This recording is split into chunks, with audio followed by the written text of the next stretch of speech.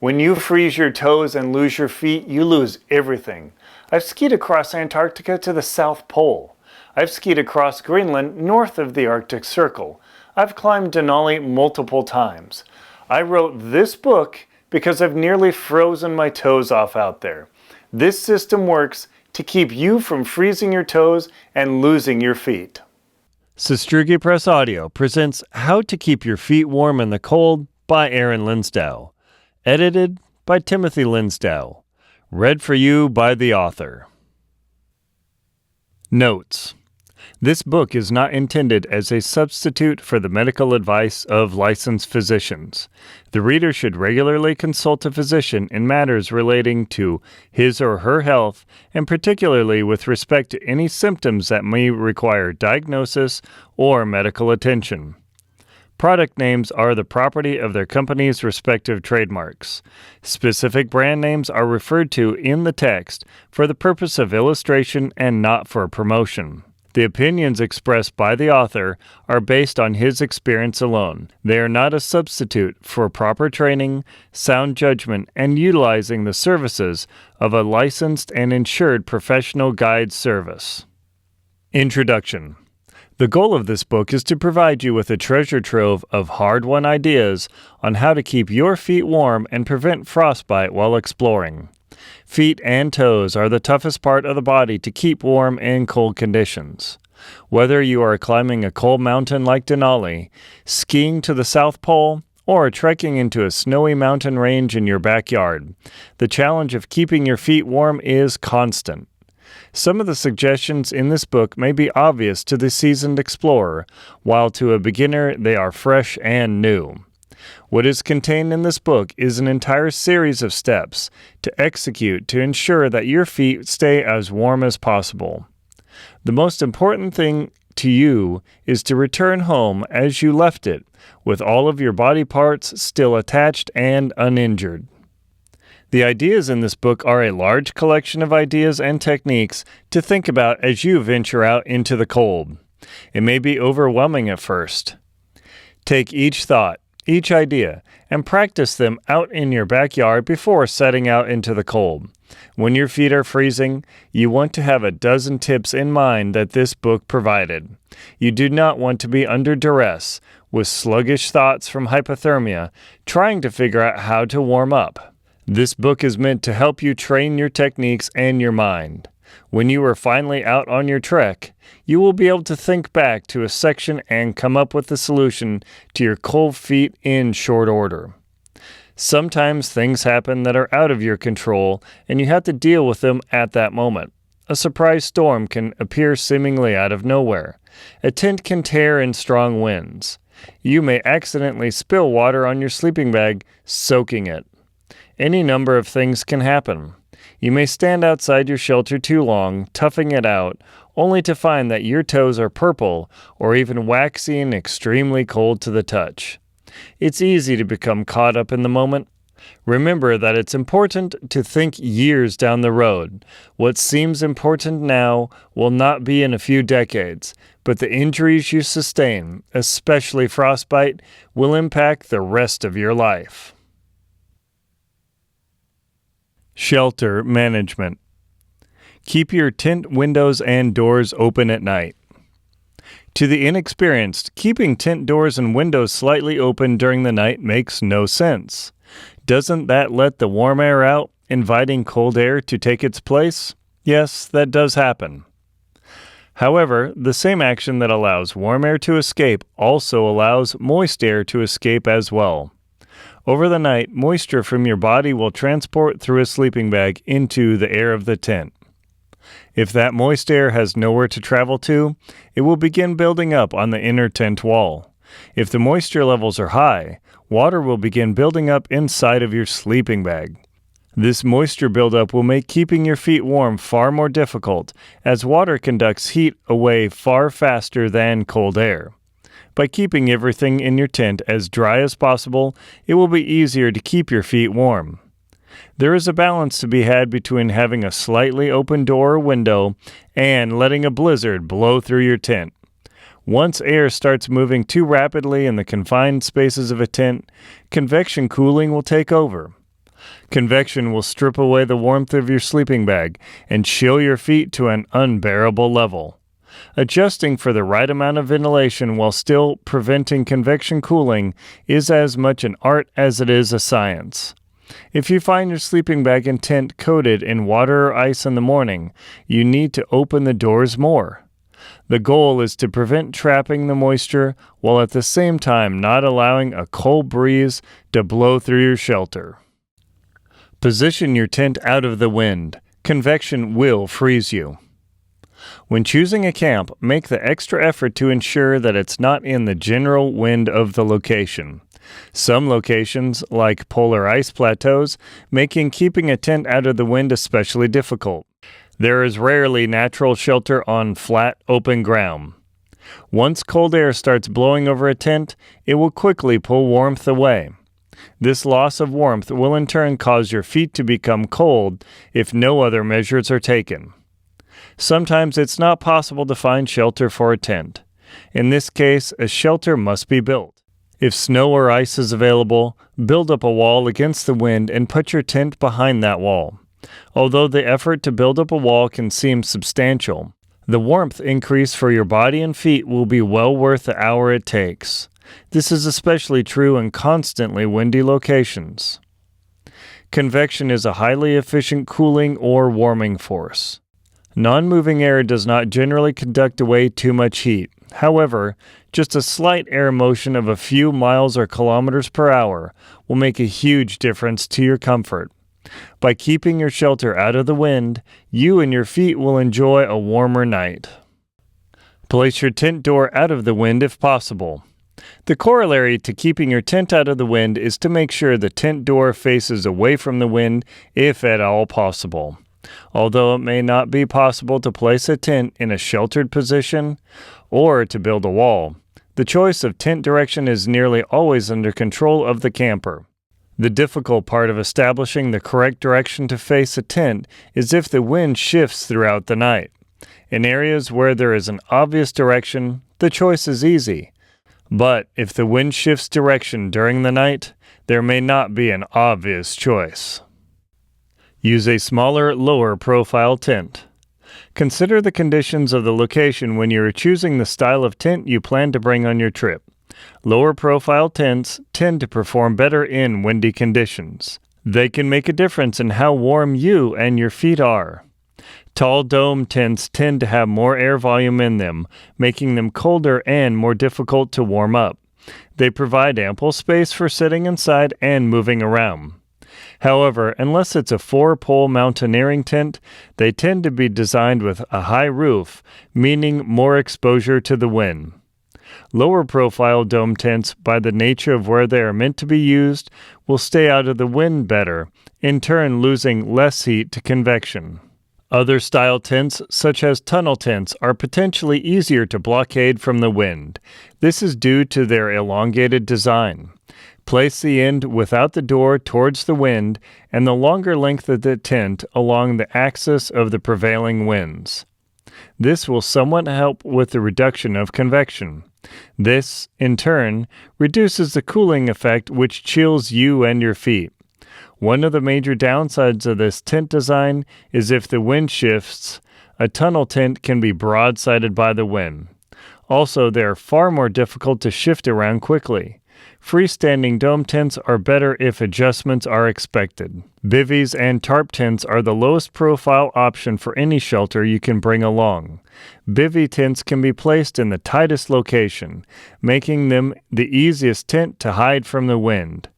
Tarps allow for the greatest ventilation and can be placed in similar protected locations as bivvy tents. Use a double wall instead of a single wall tent.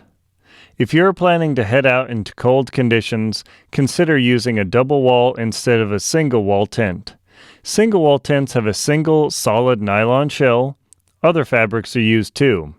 They may have a mesh inside or possibly a small rainfly placed on top. Though these tents are much lighter, they do not retain heat as well as their double wall cousins. Double wall tents are tents that have a nylon shell for the interior of the tent, then a complete nylon outer rainfly. This structure provides an air gap between the outside shell and the inside shell. These tents provide far more warmth and protection from the elements at the cost of being heavier. Some heavy-duty mountaineering tents only have a single wall with 4 poles, sacrificing warmth for weight. All else being equal with design, structure, and materials, double-wall tents tend to be more expensive and are heavier than single-wall tents. Consider what your highest priority is when thinking about foot warmth and where you are traveling to. Ease of setup is also a consideration when adventuring into difficult weather conditions. Camp under or near trees. Interestingly, trees and, to a lesser extent, shrubs radiate a small amount of infrared energy into the environment. This is apparent when frost covers the ground and plants. If the temperatures aren't too low, trees and shrubs will have frost melted off the ground around their root base. This is due to the tree re-radiating heat energy as it absorbs from the sun. The tree also generates a tiny bit of energy itself, causing frost to melt around them even in the absence of sun. The causes are complex and worth a read, but the net result is that camping next to trees or in a grove of trees will help warm you up and your tent ever so slightly.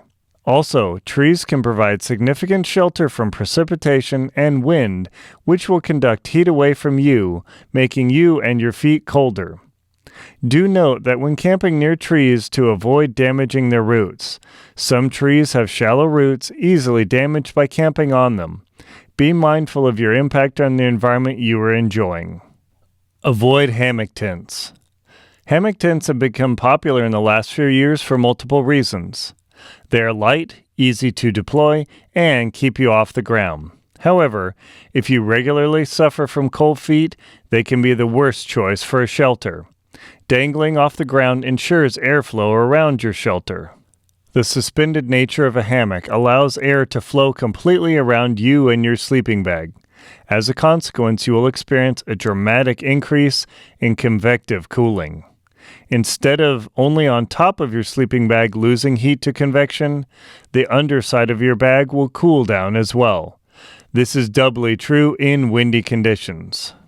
Note that the ground, ice, and snow will conduct a substantial amount of heat away from your body, far more than still air. If your ground pad or air mattress is inadequate or missing, a hammock may be a viable alternative. If you experience cold feet, adequately test your shelter choice in the coldest conditions possible before committing to it on a cold weather trip. Hammock fans may argue differently, as there are certain distinct advantages to this style of sleeping. Hammocks can protect you from ground animals, keep you off the snow, and reduce the weight you carry on a trek. Consider some locations will not have adequate trees or spacing to suspend a hammock, forcing you to sleep on the ground with little to no warming shelter. Avoid camping in depressions. In still air conditions, colder air will sink to the lowest depression and remain there. Colder air is slightly denser than warmer air, even in sub-zero temperatures, causing cold air to pool in small pockets. Staying out of small depressions in the landscape can make a large difference in how warm you can keep yourself and your feet. Digging a depression in snowy conditions is a difficult call, whether this will keep your tent warmer or make it colder. If there is a breeze or strong wind, sleeping in a depression may actually keep your feet warmer. Note that in still air, depressions will fill with colder, heavier air, but in moving air, the cold and warmer air will mix. A small depression may be exactly what you need to stay out of the wind. Avoiding wind will also help reduce the amount of heat lost to convection. Avoid camping in the bottom of valleys. The bottom of large valleys or ravines will often be colder than slightly higher up the hillside. Cold, denser air collects in the lowest elevation of valleys. Sleeping in colder air makes it tougher to keep your feet warm. Avoid camping in the bottom of a valley. By gaining even 300 feet or 91 meters of elevation out of a valley can make a several degree difference in the air temperature. If the option is available, take it. This will make a surprising difference, especially in the morning, in how warm you stay. You may have experienced this when hiking into a valley and then out of it. In cold conditions, the air in the bottom of a valley can be markedly colder. There are multiple factors that can impact valley air temperatures, such as air movement, plants, and general geography. However, as a rule, the bottom of valleys will be colder than up a hill. Moister air also tends to collect at the bottom of valleys as well. Valley fog is common if the weather conditions are right. This moist air will make your shelter and sleeping bag wet, making keeping your feet warm more difficult. In rare circumstances, an inversion layer can form, causing higher elevation air to be warmer than lower elevation air in valleys. This happens in mountain regions and makes for an interesting scene. However, planning on an inversion layer to stay warm is not something to rely on. Avoid camping near water bodies or flowing water. The air near lakes, rivers, and creeks is moister than farther away. Water evaporates during the day, increasing the humidity around the water. This moisture air will collect on you and everything you brought with you. This moisture will make it more difficult to keep your feet warm. Water also pools in the lowest geographic location due to gravity. As a consequence, that gravity will also pull colder air from higher elevations down to the location where water pools.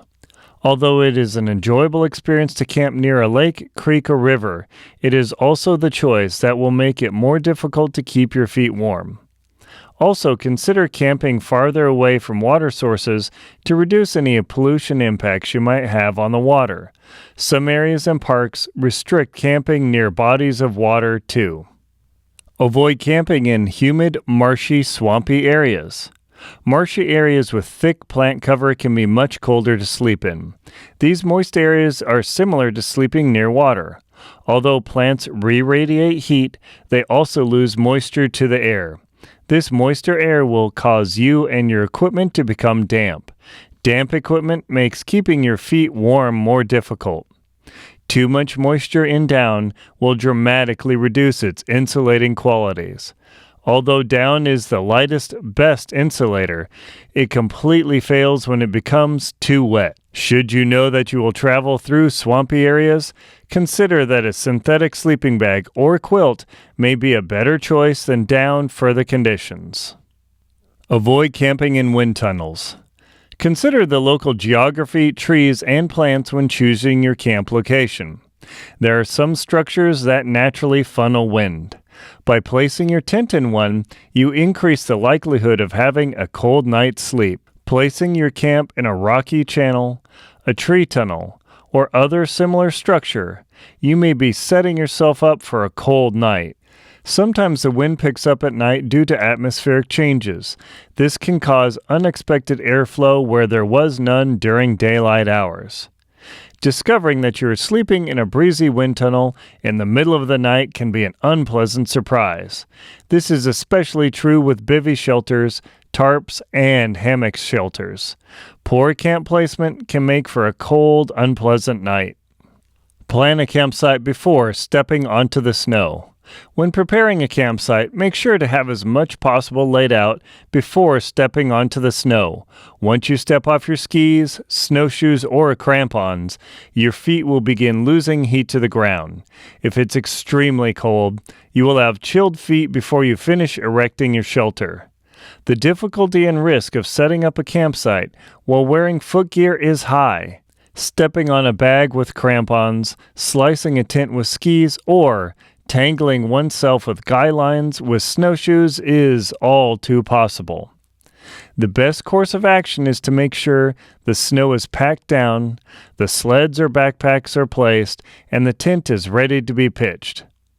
If you're camping in unpacked snow, take as much time as possible to tamp down the snow with skis or snowshoes. The more effort you put into this, the less time you will spend post-holing. Setting up a tent while stumbling around in thigh-deep snow will make your feet colder. Waterproof barriers for sleeping pads. Make sure there is a waterproof barrier between your sleeping bag, sleeping pads, and the ice and snow. When you are laying on snow or ice, a small amount will melt from the pressure of your body and the warmth that conducts to the ice. This happens in virtually every cold environment. Once nylon is pressed against moist ice or snow, the water will migrate through and begin soaking items. It is not uncommon to wake up in sub-zero conditions only to find that snow under your sleeping area has turned to ice. The pressure and minor warmth are enough to melt the snow and refreeze it. Foam pads and insulated air mattresses will be moist from the night too. Take care to dry everything as well as possible. Once moist or wet items are packed away for the day's activities, that water will freeze. A frozen sleeping bag or an ice-laden sleeping bag is more uncomfortable to handle at night. Managing icy gear takes extra time, increasing the chance that your feet and body will become cold. Sleep in a snow cave. Consider digging a snow cave or tunnel to sleep in to keep you and your feet warm. Although snow and ice are cold, the insulative properties of snow can make for a comfortable night. It is counterintuitive to think that sleeping in a tunnel of snow can be warmer, but it's true. If the air temperature is sub-zero or there is a storm, a snow cave can provide a relatively warm and restful night of sleep. The major disadvantage to a snow shelter is the amount of labor it takes to build one. There are many styles of snow structures to build. All of them take energy and work to create. If you have the time and inclination, they are well worth considering. If you enjoy action-adventure survival thrillers, grab a free copy of Black Ice, my Sierra Archive short story packed with action and loss. Check out the link below or scan the code. Sleep system. Use a quality sleeping bag. In sub-zero temperatures, there is little that can substitute for a quality sleeping bag. Cold weather camping equipment is by necessity more expensive than its summer counterparts. The temptation to save money on a sleeping bag may be high, depending on your financial circumstances. This is one area, coupled with quality boots, where you do not want to scrimp. It is possible to use inexpensive tarps, backpacks, cookware, and other items. There are relatively inexpensive sleeping bags rated to 0 degrees Fahrenheit or minus 18 degrees Celsius. However, they tend to be rectangular and filled with synthetic insulation. A rectangular sleeping bag will not be as efficient as a mummy sleeping bag. Also, synthetic sub-zero rectangular sleeping bags will be large and heavy. This will, in turn, increase your workload, sweat, and likelihood of having chilly feet. Goose down is still regarded as the best overall insulation for sleeping bags. The higher the loft number, the lighter the bag will be for a given temperature rating. If you can, find out if a bag's temperature rating is rated to survival or comfort. There is a big difference in sleep quality if you are comfortable or if you are shivering because your bag is simply keeping you alive. Some manufacturers also mark the bag with temperature differences between men and women for sleeping. Use a mummy bag instead of a rectangular bag. There are two basic designs for sleeping bags, mummy and rectangular. Rectangular sleeping bags tend not to have neck baffles or side baffles. Neck baffles wrap around the neck area, preventing cold air from creeping into the bag when you move around at night. Side baffles prevent cold air from permeating the sleeping bag zipper, which runs most of the length of the sleeping bag. Many rectangular sleeping bags have zippers that run along the foot area. This increases the chances that cold will migrate into the bag as well. A mummy bag conforms to the human shape and looks remarkably similar to a classic Egyptian mummy in profile. The upper part of the bag is wider, while the area dedicated to the legs is much narrower. This means that only the fabric and insulation necessary for the human body shape is carried. A rectangular bag dedicates a substantial amount of weight to the leg area. Mummy bags do not. Mummy bags help reduce or eliminate drafts compared to a rectangular bag. Every time a person moves in a bag, their body momentarily creates a gap which may pull cold air into the bag. By utilizing a mummy-shaped bag, this drafting effect is reduced. The mummy design also includes a hood, whereas rectangular bags tend not to have this feature. The idea is that the mummy bag can completely envelop the body, reducing exposure to only the face or even the mouth. A traditional rectangular bag leaves the head and shoulders completely exposed to cold air, inviting the chance of cold feet. Use a mummy bag instead of a quilt. In recent years, synthetic sleeping quilts have become popular with long-distance backpackers. They have several advantages. They are easy to dry, have the ability to insulate when wet, and are arguably more durable than down bags. A quilt has the distinct advantage of not dedicating weight to insulation and fabric that is slept on and compressed. Sleeping bags with a significant percentage of down under the body are arguably wasted money and weight. Quilt proponents suggest that the backpacker's quilt, equivalent to an outdoor bed comforter, is more efficient because all of the weight is dedicated to the top and sides of the body. A quilt sleeper actually sleeps on their pad and wraps the quilt as needed around their bodies. Some quilt designs have a footbox area to help reduce the exposure of feet to cold air. Others have buckles that snap or wrap around the sleeping pad. These designs allow for extremely lightweight travel. However, the setup time is also a consideration. Though one can simply lay under a quilt, a drafty and cold night is likely. Quilt sleepers will often strap the quilt to their sleeping pad, arrange foot boxes, and use other methods to reduce drafts. Cold feet are not as likely with a quilt in summer conditions. However, in fall through spring, the chance of cold feet increases with a quilt. It is necessary to rent or borrow a quilt before committing your trip to this sleeping style. You do not want to find yourself with miserably cold feet and no way to warm up at night. Use a bag with a zipper and neck baffle. More expensive brands of sleeping bags offer a zipper baffle to reduce drafts. A baffle is a tube of insulation, usually down, that is sewn on along the zipper. Its purpose is to create a seal, similar to weather stripping, along the length of a zipper in the bag. In quality brands, this feature is a welcome addition. Although it adds to the cost of the bag, it pays off itself for the first night of warm feet and comfortable sleep. The zipper baffle adds a minuscule weight. More advanced and expensive expedition sleeping bags have a neck baffle system as well. A neck baffle creates a hood around the neck, essentially sealing off the body area from outside air.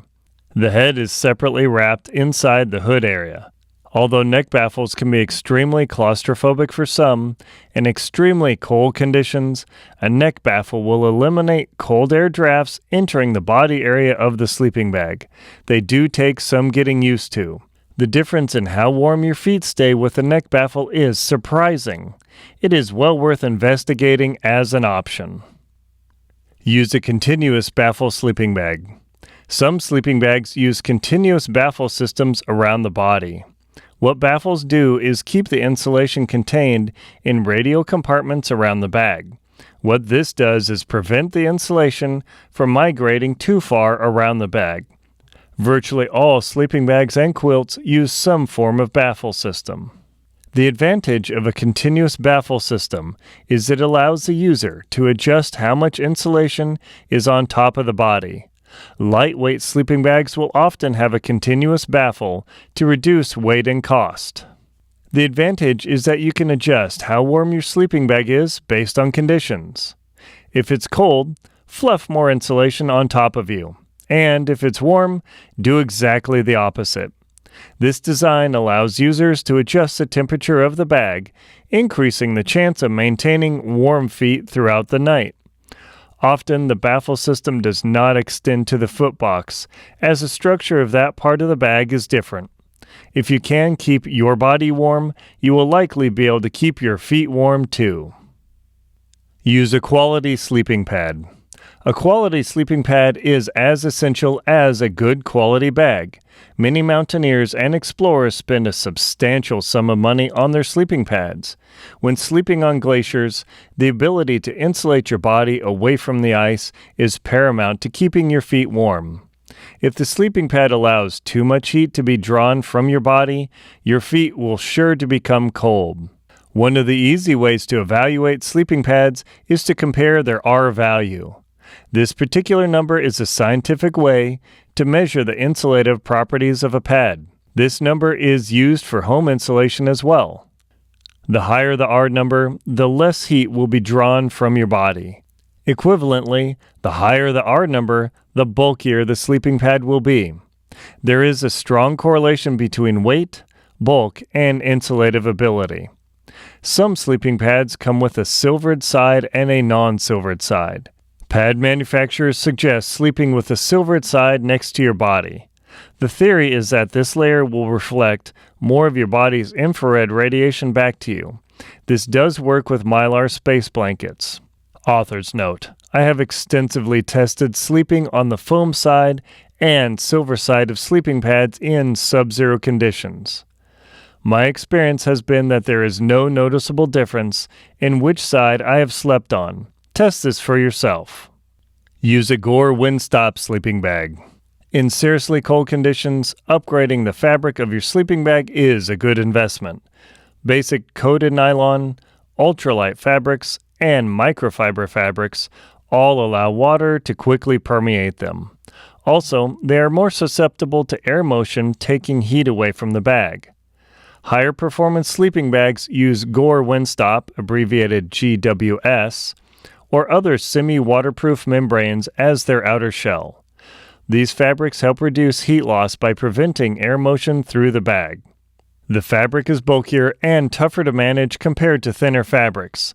Also, GWS helps repel frost from penetrating the sleeping bag. The major downside to this fabric is it makes jamming a sleeping bag into a stuff sack more difficult. Since GWS does not allow air to pass as readily, more warmth is retained. The trade is more effort in stowing the bag away for the day. Unstuff your bag immediately. As soon as practical, unstuff your sleeping bag and place it in the corner of a tent. This allows more time for the bag and insulation to expand, making the insulation more effective when you slide into the bag. As all bags will have some moisture and frost inside of them, immediately unstuffing the bag allows the bag to air out. If there is enough heat in the tent, some of the moisture will migrate and possibly evaporate. Once your sleeping pad is expanded, it can be used for several purposes. It can act as an insulation for warming up electronics, keeping hot water bottles hot, and provide a contained place to store the nightly change of clothes. If conditions allow, use your sleeping bag as a quilt to keep warm. This will help pre-warm the bag. Entering a toasty sleeping bag when camping in sub-zero temperatures is well worth the early effort. Choose a conservative sleeping bag rating. Make sure your sleeping bag is rated conservatively. That is, do not choose a bag that barely matches the expected overnight temperatures. Often the forecast in the mountains can be incorrect. It is not uncommon to have temperatures drop 20 degrees below the forecast. This can be for a number of reasons, including geography, airflow, cold pockets, frost, and air moisture content. Consider that sleeping bag vendors are not consistent in how they rate their bags. Each vendor uses a different system based on their experience. Some bags are rated for comfort, while other bags are rated for survival. There is a huge difference between being comfortable at minus 40 degrees Fahrenheit or Celsius and trying to survive at that temperature. Survival means that your body will make it through the night, but you won't enjoy the experience. And, importantly, you will have cold feet through the night. Buy a sleeping bag with an overfilled footbox. Some sleeping bag vendors offer the option of overfilling the footbox to improve the foot area's warmth. This feature has to be custom ordered, as it is not as common an off-the-shelf item. Making a custom order will add to the cost. However, the difference between miserably cold feet and toasty warm feet is well worth the cost. Once a bag is put together, there is no easy way for a user to add down. This must be done at the factory. Use double sleeping pads and foam. One of the difficulties of using an air mattress is the fabric being cold. At extremely cold temperatures, there is an effect called cold soaking. This is when the nylon actually feels like metal, and it conducts heat away from body parts. The nylon the sleeping pad is made from, including backpack buckles, will actually be painful to the touch. Even though an air mattress is insulated and may have a high R value, the actual nylon of the air mat can make for a cold night.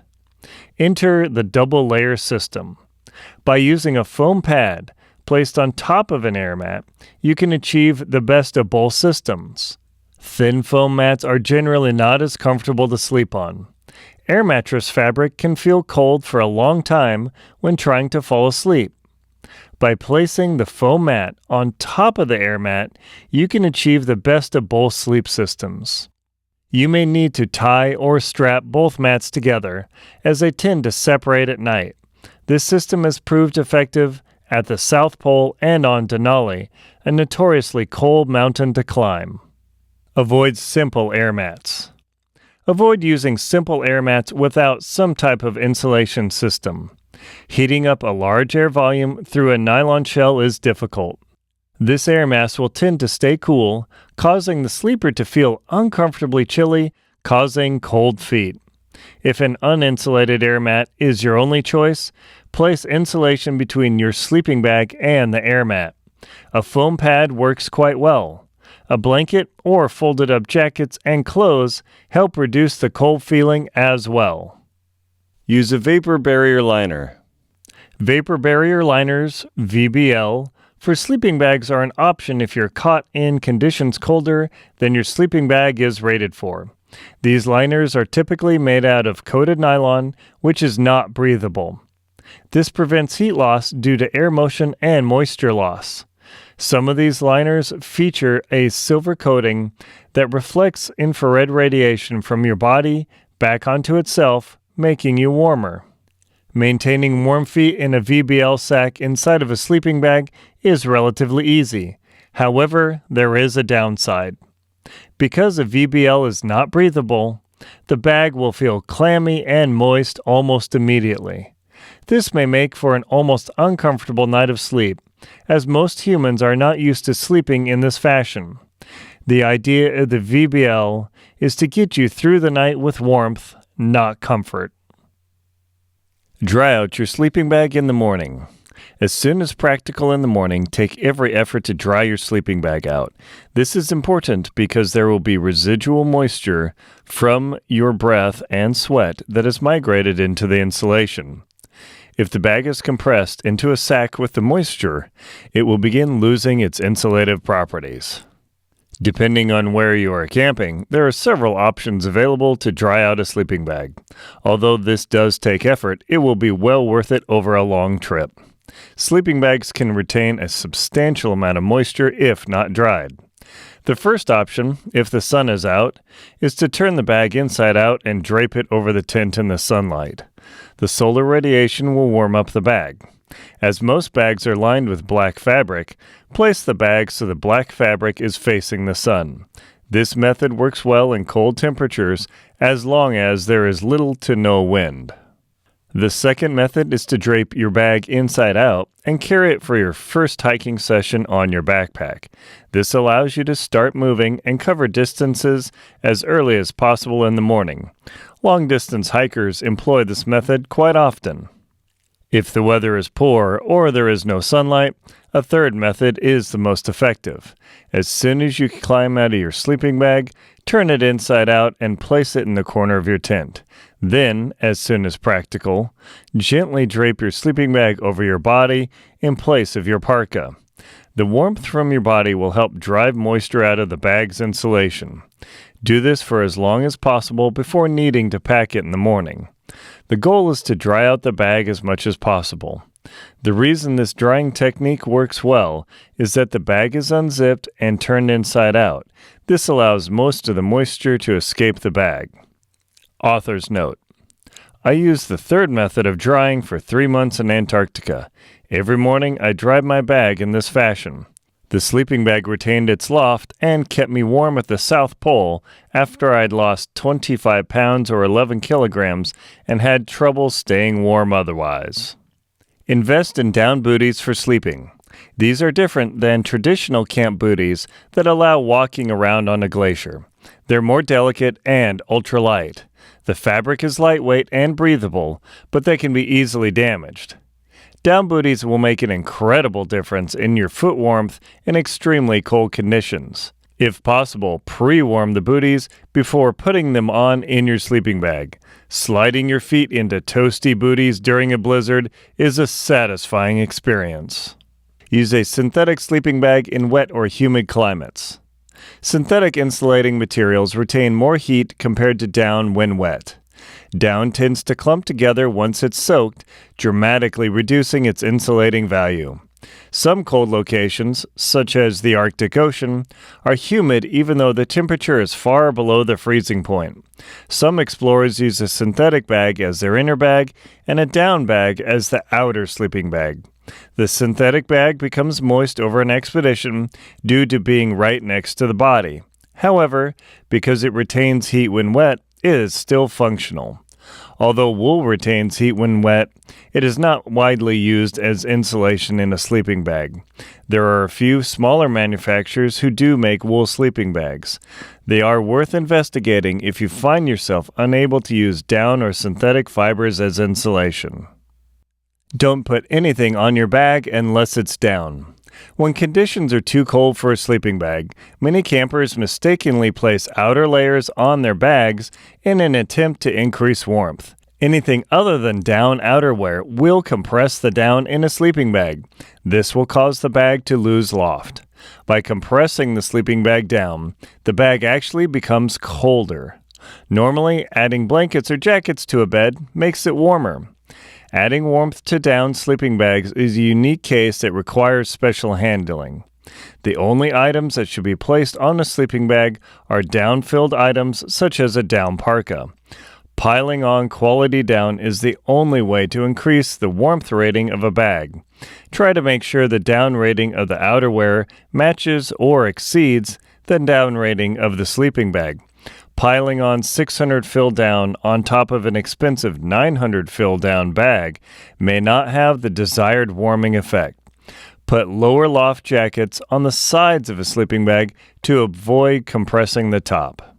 Avoid having your feet fall off your foam pads or air mat. When your heels compress the down in a sleeping bag, your heels will end up contacting the ground. If the contact time is extended, there is a chance of freezing the skin on your heels. Frostbitten heels have happened to polar explorers. It's somewhat difficult to control our bodies when sleeping. It is worth putting in the effort into developing a system to prevent your body from contacting the ground at night. Avoid pressing feet against the base of a sleeping bag. If a sleeping bag is too short, it's easy to compress the foot area of a sleeping bag. It is important to have a slightly oversized sleeping bag for cold conditions. Often, you'll have to place extra items in your sleeping bag, reducing the amount of available volume. If you end up being forced to the foot of your sleeping bag, there is a chance the down will become compressed. If the down is compressed, the bag will develop a cold spot. The most difficult area to handle cold spots is in the foot box area. Take every effort to avoid compressing the down in the foot box. It may mean you need to invest in an oversized or extra long sleeping bag. The extra space is handy when you need to store clothes, water bottles, and other items to keep them warm at night. Avoid pressing the sleeping bag against the tent wall. As it's important to avoid compressing a sleeping bag from the inside, it's equally as important to avoid compressing the sleeping bag from the outside. Often, expedition tents are loaded with gear and have little space for maneuvering. It doesn't take too much to end up jammed against a tent wall during the night. One of the problems with having a sleeping bag against a tent wall is the temperature outside the tent. As the difference in temperature between the inside and outside can be as much as 30 degrees, it's easy to conduct cold into anything against a tent wall. It doesn't matter whether the tent is a double or single wall design.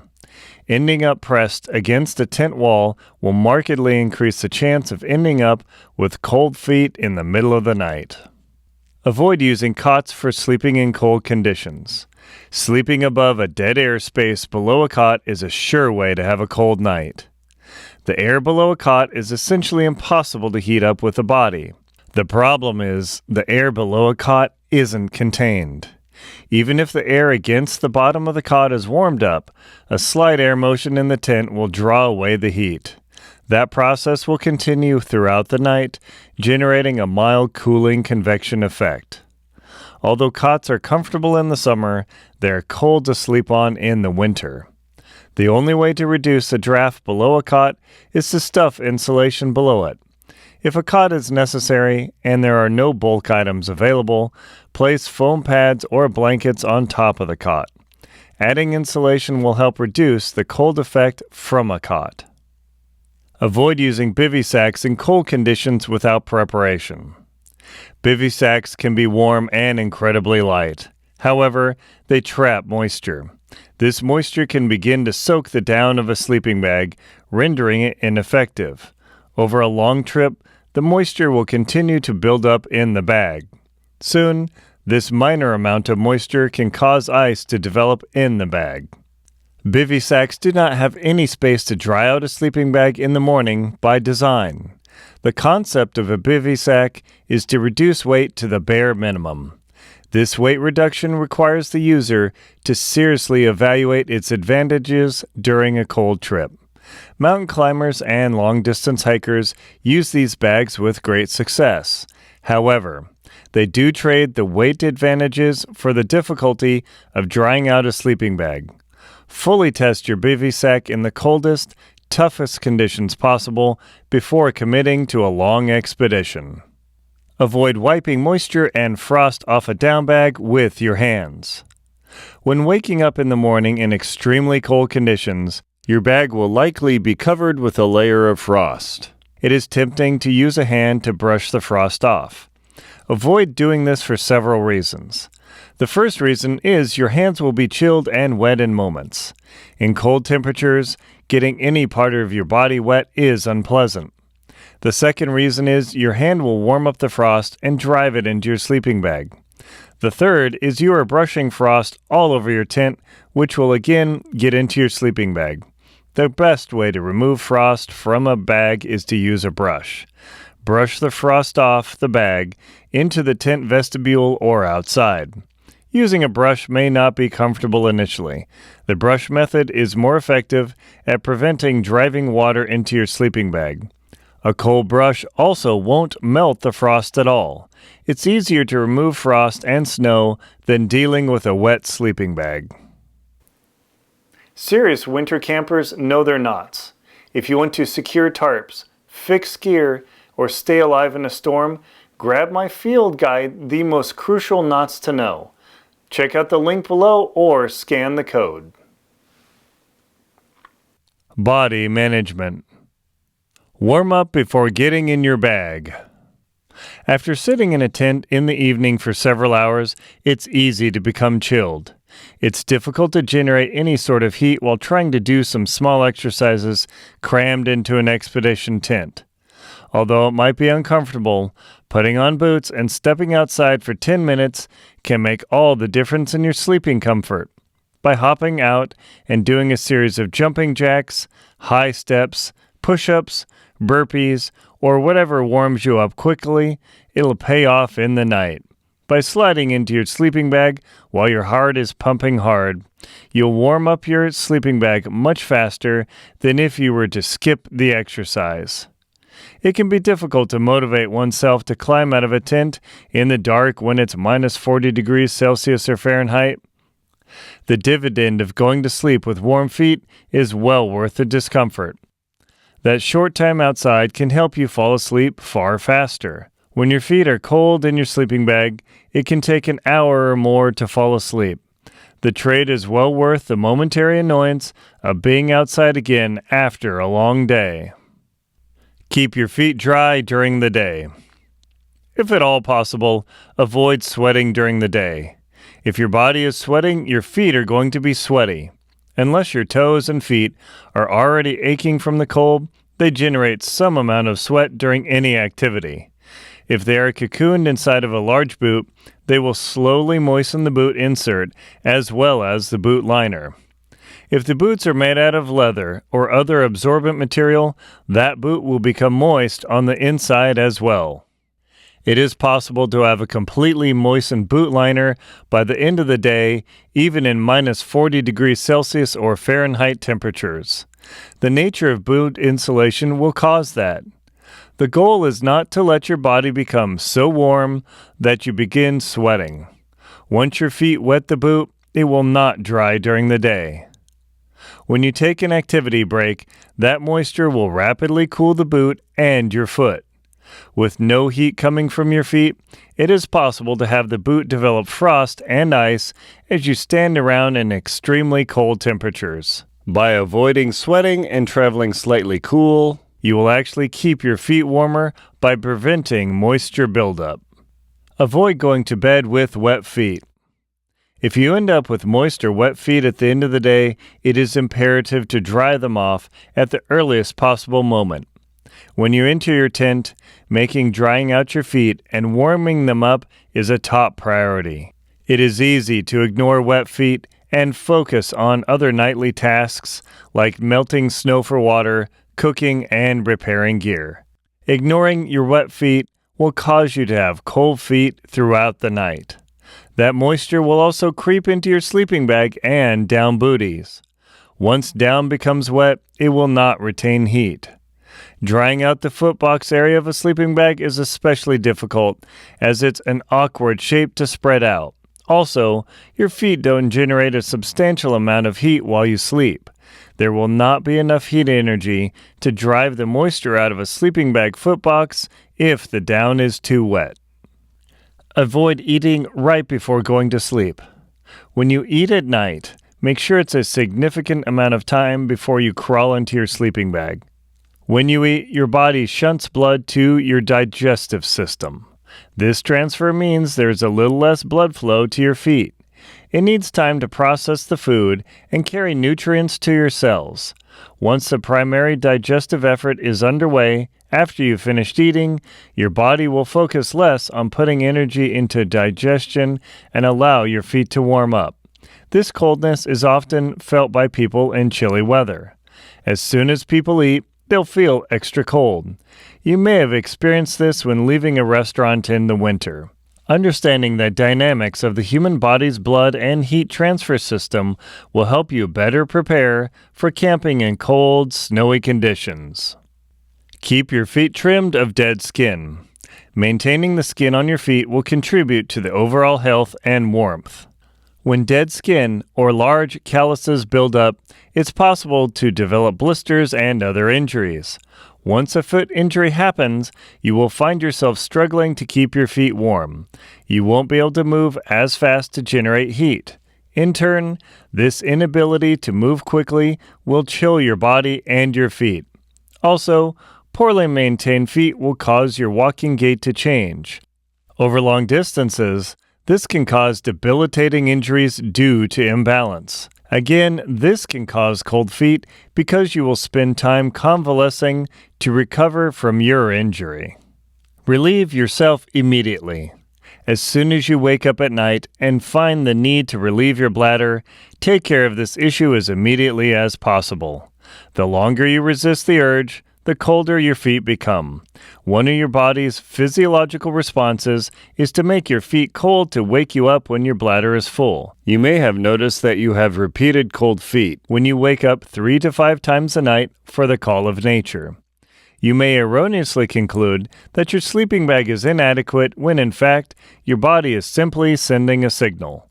As soon as you relieve yourself, you may feel an unexpected warmth return to your feet. If possible, keep your feet insulated when arising at night. Keep them in your sleeping bag or at least in down booties. It is actually possible to relieve yourself without leaving the comfort of your sleeping bag. This technique takes practice. But once mastered, it helps you fall asleep faster while camping. Eat a high-power meal at night. If you are traveling in tough conditions or at altitude, the temptation may be to eat lightly at night. You want to make sure to eat a good, energy-filled meal in the evening. You will often try to sleep for at least 8 hours through the night without eating. Your body needs enough calories to carry you through without going hungry. Imagine not eating during your workday at all. Even though you are at rest, at night, you won't need as many calories. Your body still needs them to recharge itself. That takes energy. You need something to carry yourself to the morning so you do not wake up hungry, cold, and irritated in the middle of the night. Boots. Dry out the insoles and liners of your boots every night. No matter how cold it is, your feet will sweat from virtually any exertion. That motion and work done by feet will in turn generate sweat and, in warm boots, water vapor. That moisture in turn will begin soaking the boot liners and, to a lesser extent, the boots themselves. The constant flexing, adjusting, and twisting human feet perform during the day generates some amount of heat. The human body uses fluid loss in the form of sweat to cool down. This happens no matter how cold it is, assuming the feet haven't been chilled to the point of being aching cold. This sweat transfers to the insoles of the boots more than any other piece of gear during activities. This is due to the foot being constantly pressed against the insole. Over a day's activity, this moisture builds up in the absorbent fabric of the insole. It's not uncommon to discover that the fabric is completely moistened. It may be unexpected, but it happens. This assumes there isn't hypothermia affecting the normal operation of your body's thermal regulation system. As soon as you take off your boots in your tent, extract the insoles. This is a good time to check them for unexpected wear or damage. A daily check of gear can keep serious problems at bay. Place the liners inside of your jacket to start the drying process, if at all possible. Moisture allows odor-causing bacteria to build up over a few days. This smell will unnecessarily add to the difficulty of an already difficult adventure. Make life easier and more comfortable whenever possible. Pre-warming and drying the liners will help evaporate the moisture and reduce the odor before placing them in your sleeping bag. There is little worse than slipping into a sleeping bag only to be met by the stench of sweaty feet. Be mindful not to allow the liners to fall out of your jacket during your evening activities. It's easy to have them slip out and lose them in a dark tent at night. It's important to avoid creasing the foam or the plastic on sturdier liners like Smart Feet. Creases in the foam will cause a weak point. Over time, this crease will develop into a permanent flex point that will be felt when walking. The crease can also cause the liner to break down and tear at that point too. This failure point can cause a cold spot to develop as the foam breaks down. If you find the liners keep falling out of your jacket, stuff them into your sleeping bag. As soon as you have your first available hot water bottle for your sleeping bag, place the boot liners under the bottle. By placing the liner under the bottle, the contact surface area increases.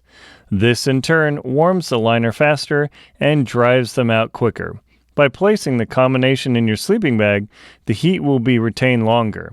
The longer the liners are warmed, the more they will dry out.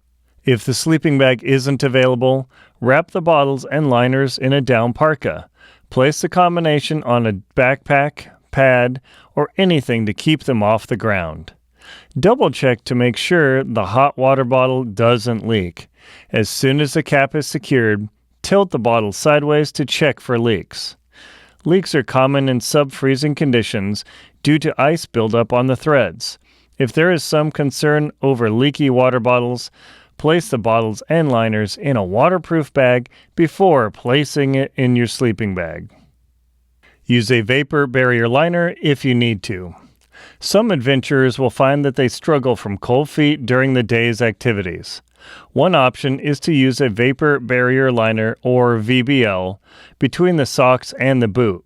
A vapor barrier liner is a fancy name for a moisture impermeable barrier. In simple terms, this can be a plastic bag or a more expensive produced product. Some adventurers use a simple bread bag as a VBL. The reason to use a vapor barrier liner is to prevent moisture from migrating from the feet into the environment. The way the human body cools itself is to sweat. This sweat evaporates from the body's warmth. This evaporation process carries heat energy away in the process of moisture turning to vapor. As cold weather campers know, a substantial amount of fuel is needed to heat water to the boiling point. The same thing happens with the body. Evaporating moisture takes energy in the form of heat from the body. By placing a moisture barrier liner around the foot, the cooling process is essentially stopped. Your feet will still sweat. In fact, they will likely sweat even more with a VBL. The liner will prevent the moisture from migrating away from your feet, keeping them warmer. It's surprising how warm a plastic bag can be. The major downside of a VBL is sweat buildup. Once the feet are not allowed to dry, blister-causing moisture can build up. It is not uncommon to see uncomfortable skin tears or large blisters by people using VBLs.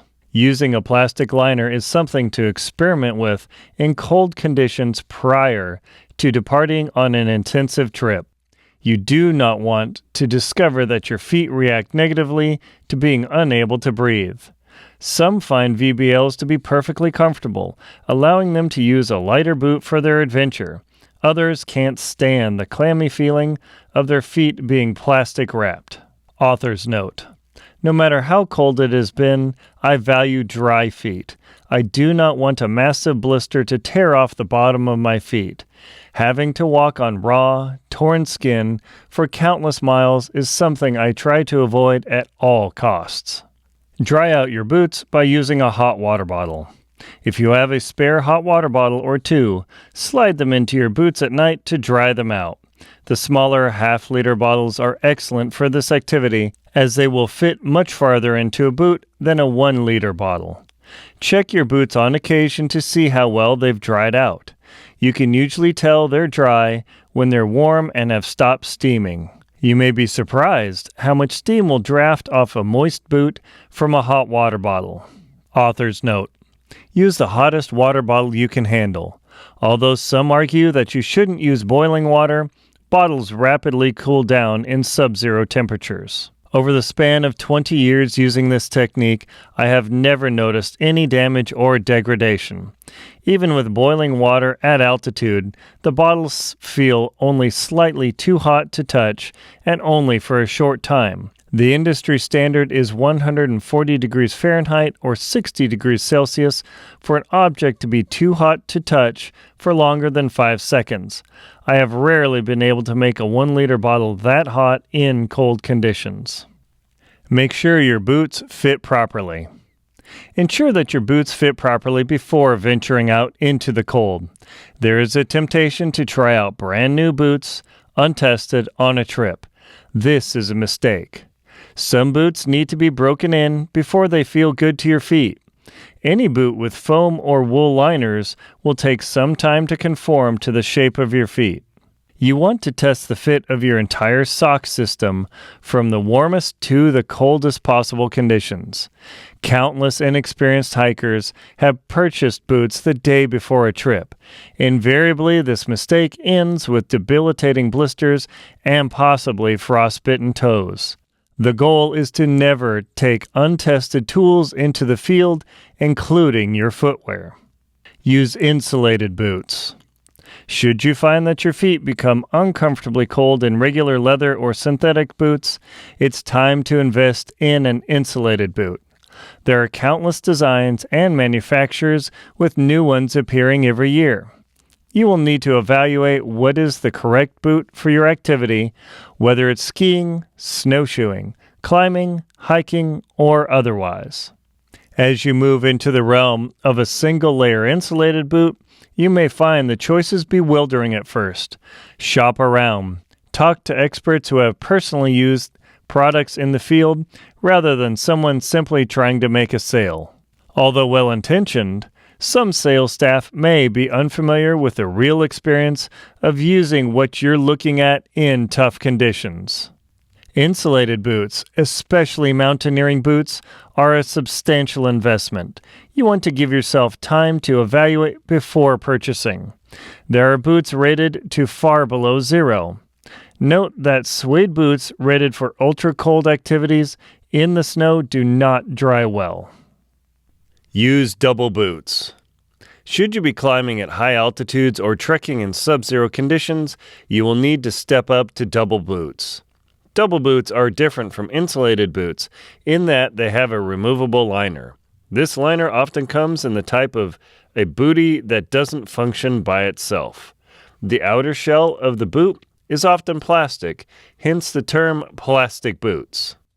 These boots are almost always made of synthetic material and can be substantially more expensive than basic boots or even insulated boots. Again, talking to experienced climbers and hikers who have used these boots will pay off. If you have a particularly wide foot, it will be a challenge to find a boot that fits well. You may need to purchase a larger boot to accommodate your foot box and add a heel cup to take up the floating space. If at all possible, try out the boots before purchasing them at a store. Bring your largest and smallest possible sock combinations. Also, try these boots on in the afternoon when your feet have swollen. If boots fit well or snug in the morning, they may be painfully tight by the afternoon. You will likely need a larger gaiter to accommodate substantially larger boots. Use triple boots.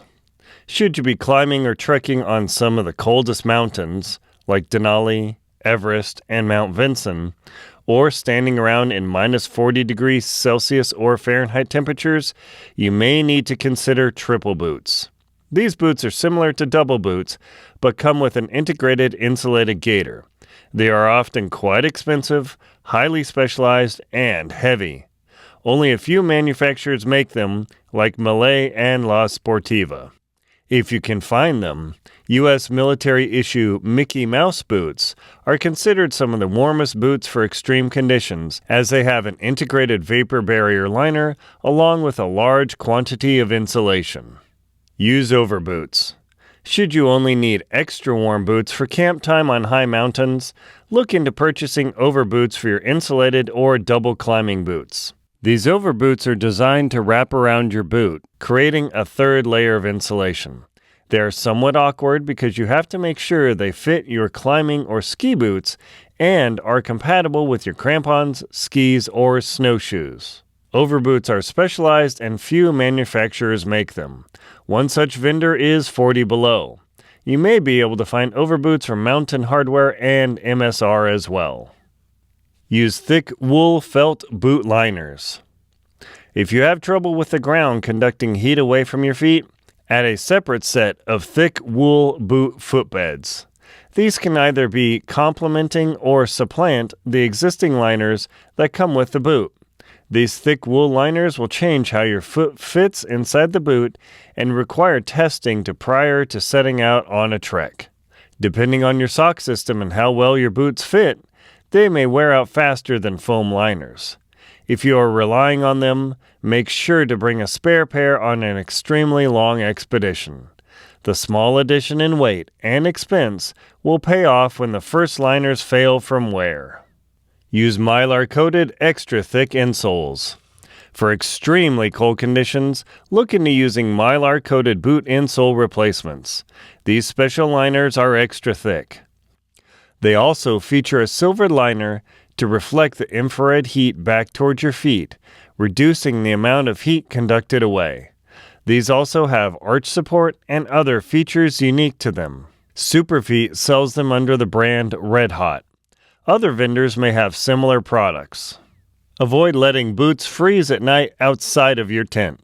Preventing your boots from freezing solid during the night will make a substantial difference in keeping your feet warm in the morning.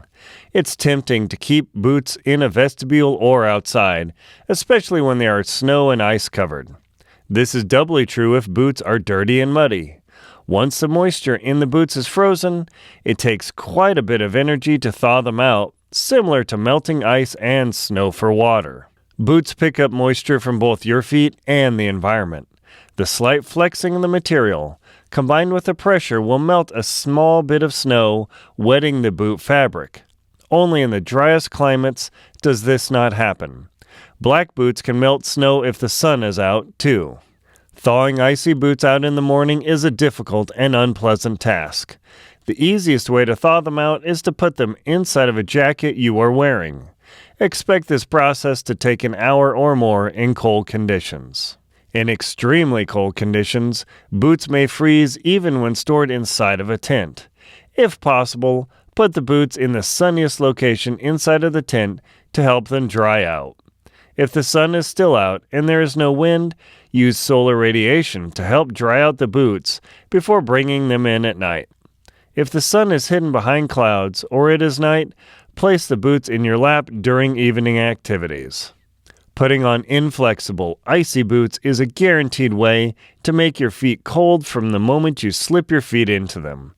If you have a spare pair of hot water bottles in the morning, use them to warm up the boots to take the chill off of them too. Avoiding having too small a toe box in a boot. Although boots may be a proper length, the toe box may not match your foot shape. This is true in mountaineering and heavy ski boots. These specialty shoes don't have as many options.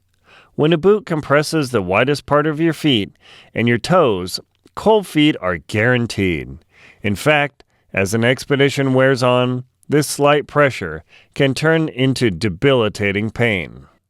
When trying on boots at a store, make sure to use the largest, bulkiest sock combination you expect to ever use. Also, test the fit of boots out at the end of the day when your feet are the most swollen. This will be a better simulation of how swollen your feet will be after a long day of climbing. Some podiatrists suggest fitting shoes early in the morning when your feet are at their natural size. This does help preventing choosing a shoe that is too large. Overly large shoes can cause slipping, blistered, and injured toes. However, at altitude, in the cold, in adverse conditions, the human foot swells. One of the most painful skiing experiences is to have the metatarsals of your feet crunch together with every step. This can happen when your feet swell and using a double layer of heavy socks. Not only will this pressure prevent proper warming blood flow, but walking will also be painful. The pain of a crunched foot combined with the cold from poor circulation will make for an unpleasant and cold outdoor adventure. Remove all ice and snow at night with a brush. Removing ice from your boots at night is a chore. There is no way to lighten this laborious task. You will likely be hungry, tired, and cold sitting in your tent. The temptation to ignore your boots at night is high. However, the pain from putting on an ice-covered boot in the morning is far worse. The 10 minutes of de-icing effort will pay off with warmer feet during the day. The mornings on a cold expedition are extra trying. You are still trying to warm up, prepare your gear, food, and plan for the day. The last thing you want to be doing is thinking about donning your icy boots. Ice on boots will cause your feet to cool down immediately, causing cold feet or worse for the entire day. A small, stiff, bristle brush is invaluable for this camp activity. A toothbrush is not adequate for this job, as the bristles are not stiff enough and the surface covered by the small head makes the job overly time-consuming. A small bike gear brush with nylon bristles will get the job done. Do not use a metal bristle brush. Make sure to test the brush out in the freezer at home before relying on it in the field. Many plastics used for brushes turn brittle in sub-zero conditions. You do not want to have your brush break a week into a month-long expedition up a cold, ice-covered mountain. Always test all of your gear locally before venturing out into the great unknown. Keep laces and straps only as tight as they need to be. The temptation to over-tighten laces is high when adventuring through tough terrain. Having a shoe slip around while on steep ground can be a recipe for disaster. That said, only lacing your shoes up as tight as they need to be is one of the keys to preventing cold feet. The human body circulates vast quantities of blood that transports heat. When a particular area is restricted, especially the feet, that area will chill from the lack of heat from the body's core. Since human feet don't have large muscle masses or any organs that generate heat, plus they are the farthest item from the body's core, it's easy for feet to become cold quickly. When shoes are overly tight, less heat is brought into them. The trick is to balance safety, foot comfort, and warmth. If you find that you need to lace your shoes especially tight all the time, your shoes may not be fitting well. The terrain also dictates how tight or well shoes fit, too. For skiing, properly fitted boots is paramount to control and safety. That is partly why downhill ski boots have so much insulation. To provide control without overcompression, there has to be a large contact surface area. This helps insulate the feet as well as transferring the skier's intent to the skis. Consider changing the lace or strap tension when climbing up or downhill. Often, a looser lacing will be more comfortable when traveling uphill. There is less strain on critical ligaments and tendons, especially the Achilles, when shoes are looser when walking uphill. Traveling uphill generates more heat, too. When walking downhill, tighten up your shoes to prevent slipping and injuring toes. Since walking downhill generates less heat, this is a prime time for colder feet. Not only is your body not generating heat, but you will also need tighter laces and straps for comfort and safety. Be mindful of your feet's temperature when traveling downhill. Make adjustments as necessary to balance the need between warmth and control. Waterproof boots versus breathable boots. General waterproof hiking boots tend to be warmer than mesh and highly breathable boots. Other boots rely on the natural water repellency of leather. Leather boots without a liner require the user to apply a waterproofing, such as open-offs, nick wax, or other water repellents. The trade is that your feet will become sweatier and can become colder for longer periods in completely waterproof boots. Being able to dry your boots will become important over a long, cold expedition. Sometimes this may be difficult to impossible to achieve. If you find you need to dry your boots in the cold, you may need to upgrade to boots with a removable liner and outer shell, such as double boots. These boots are warmer, but are more expensive and bulkier. The trade is that you can remove the liner and dry them overnight. The outer shell of these boots absorbs little to no water. If you like this book, check out The Last Echo, a pulse-pounding Sierra Archive short story that dives into what real survival costs. Links in the description or scan the code. Clothing. Utilizing the layer system of clothing is one of the most effective ways of keeping your feet warm. The goal of the clothing layer system is to make adjusting your comfort level easy compared to using a single, bulky insulation item.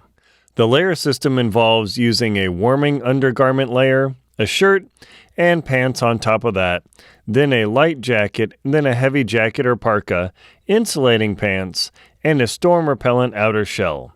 This system allows you to stand up to precipitation and wind in the coldest of conditions. By maintaining your core temperature, keeping your feet warm is easier. The layer system also applies to footwear. Start with a thin, synthetic liner sock, then add a wool outer sock, then add an insulated or double boot if necessary. By building up your warmth system in layers, it's possible to withstand the coldest temperatures. Wear an extra warm hat. Should your feet be cold, put on a warmer hat. The human body loses roughly the same amount of heat per unit area across its surface. However, the head is the last place people put effort into covering. As a consequence, the net heat loss from an uninsulated head is far higher than the rest of the body. By putting on a warmer hat, you will reduce the amount of heat lost via your head. This small but significant reduction in heat loss can make all of the difference in keeping your feet warm. Once your body detects that its core temperature has dropped even slightly, an entire sequence of events is triggered. One of the defense mechanisms is to limit blood flow to the extremities, e.g., that is, feet, and hands. As a consequence, these body parts become cold first. By preventing this chilling from happening in the first place, by adding a warm hat to your head, you can keep your feet warm. Layer up hats. If a single hat is not keeping you warm, causing your feet to become cold, add a second and even a third hat to your head. This approach, combined with a layer system for the body, will make a substantial difference in how warm your feet stay. Although it seems peculiar to add multiple hats to your head, this method is highly effective. This is doubly so when sleeping. By ensuring your head is extra insulated, you will have done your feet a service by preventing heat loss across your body. Preventing heat loss everywhere on your body reduces the likelihood that your feet will become cold. By adding multiple hats to your head, you increase the total insulation on your body. This increase reduces heat loss and prevents the body from shunting blood flow from your feet. Invest in a balaclava and buff. Should your hat system prove to be inadequate, use a balaclava and neck buff or scarf. These two headwear items will go a long way to keeping your head and neck warm. As these areas are not thought of as important for keeping your head warm, they're easily overlooked. By covering your head and neck with a balaclava, the amount of heat loss is substantially reduced. A balaclava also prevents cold spots between your neck and head. Although a hat does help reduce heat loss, an uncovered neck will lose heat as well. Large blood vessels travel near the surface of your neck. Due to that proximity, the loss of heat can be higher. The effect is similar to a heat exchanger. There aren't many clothing items that are available to reduce heat loss on the neck. A balaclava or a neck buff will fit this purpose by eliminating commonly missed cold spots on your body. Keep the down outerwear dry. It is imperative to the warmth of your feet to keep your down outer layer dry. Once down is wet, it loses its insulative properties. Once your jacket fails to maintain your core temperature, it reduces blood flow to your feet, making them feel cold. Your foot temperature will actually reduce, increasing the likelihood of frostbite. Your jacket layer is the largest piece of outerwear. As a consequence, it's important to maintain its insulation ability as well as possible. Use insulated pants. Should you find yourself heading into an extremely cold location, consider adding insulated pants to your kit. Normally, insulated pants are reserved for climbing Denali, Everest, or Mount Vinson in Antarctica. These insulated pants are another layer on top of the fleece-lined pants, increasing the wearer's comfort. They are similar to insulated ski pants, but are used in addition to an already existing warmth layer. Often, these pants will have side zippers, so they can be donned without removing boots or crampons. This ability is important because you will not want to strip off your boots while in a storm on a high mountain. Use long underwear. Gone are the days of the red hatchback, scratchy wool long underwear.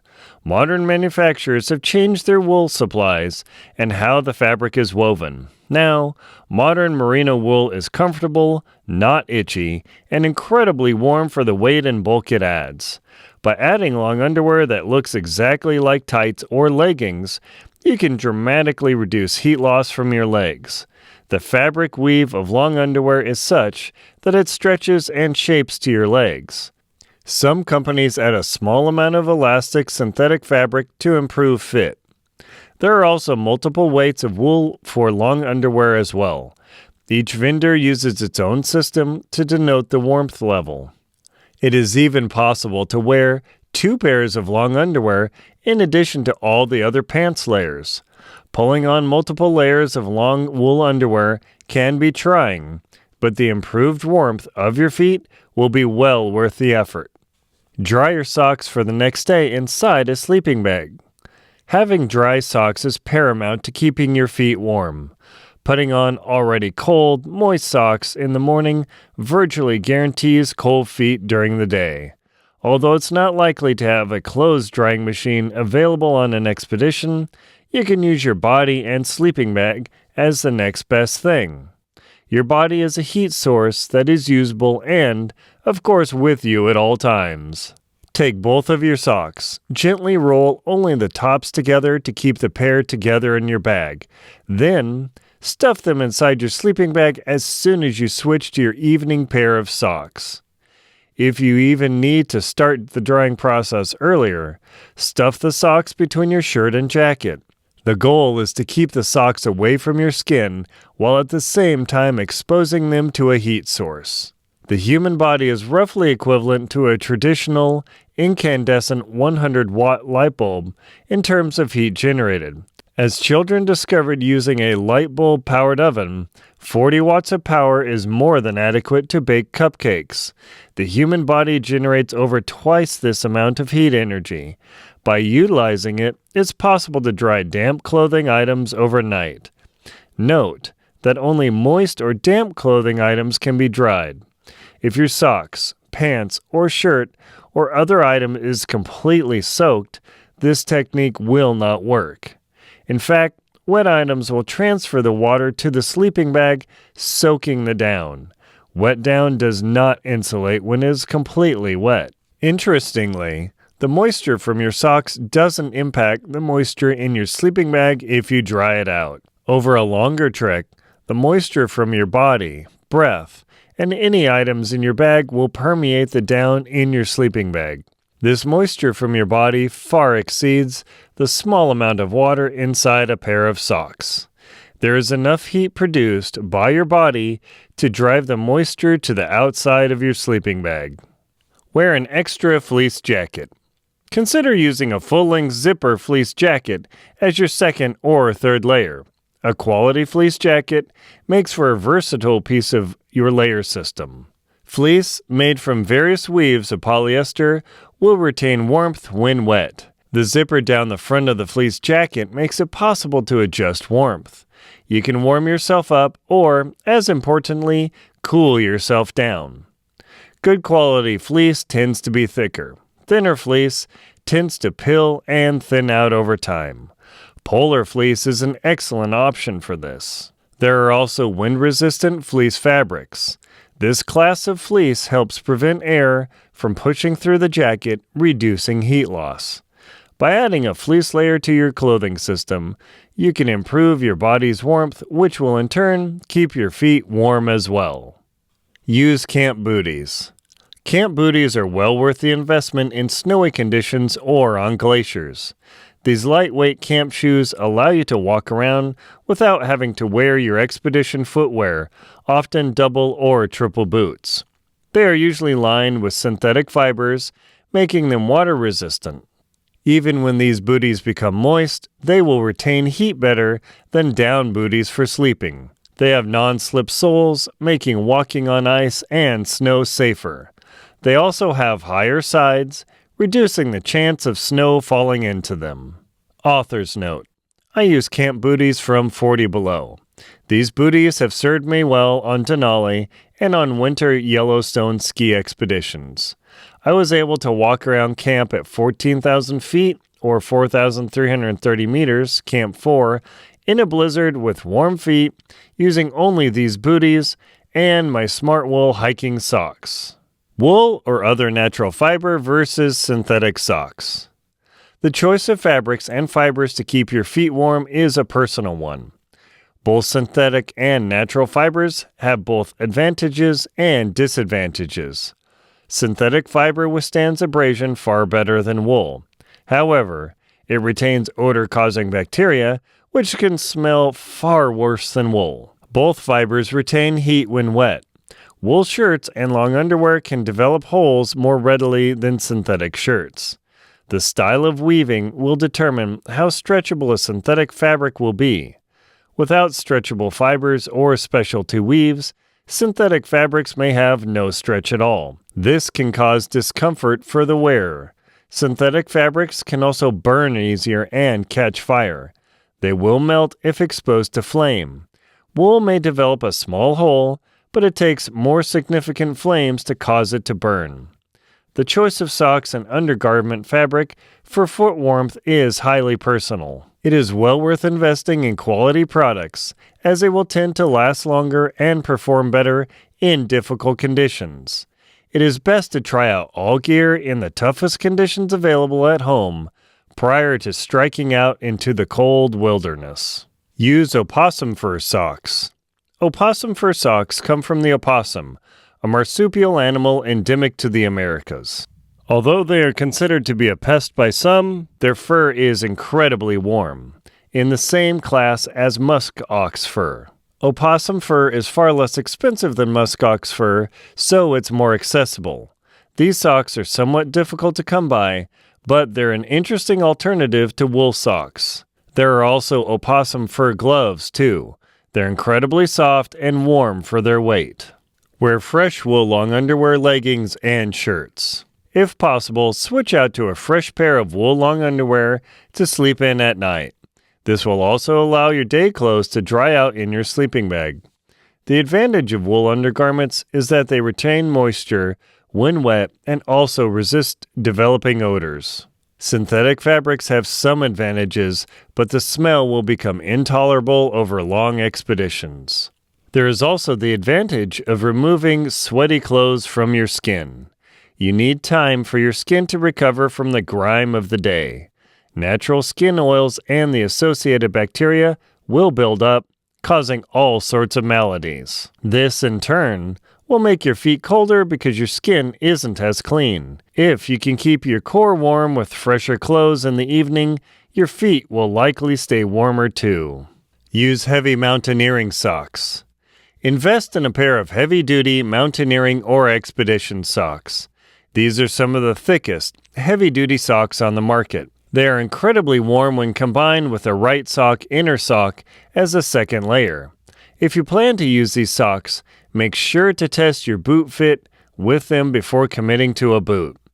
These socks are so thick that they require a boot at least half a size larger in order for them to fit properly. The mountaineering and expedition socks are also incredibly long, covering most, if not all, of your calf. This is a big advantage to keeping your feet warm. It is like having a second insulated gaiter on your legs, increasing the insulation for them and your feet. Any insulation you can add to your feet will make a difference in how warm your feet stay. These socks are also nice to sleep in. They're softer and thicker than standard wool socks. They also pair well with down booties for sleeping. These socks are also good for a summit sock. Hold a fresh, new, or newer pair in reserve for your summit attempt if you're climbing a mountain. Using a sweaty, grimy pair of socks during a final summit push can be unpleasant. Having dedicated socks to reach the peak of a mountain will make a positive difference in the experience. These fresh socks will also keep your feet warmer too. Use waterproof sealskin socks. Sealskin socks are a specialized vapor barrier liner that looks and feels like a normal sock. They do not have any real stretch to them, so they have to be correctly sized. If they are too large or small, there is little you can do to adjust. They're well worth trying at a local store if at all possible. Sealskin socks are far more pleasant to use than plastic bags over your feet as a VBL. Although their purpose is to keep your feet dry in drenching water conditions, they work incredibly well as a warmth layer. They don't allow moisture transport, preventing heat loss from your feet. Avoid overstuffing socks.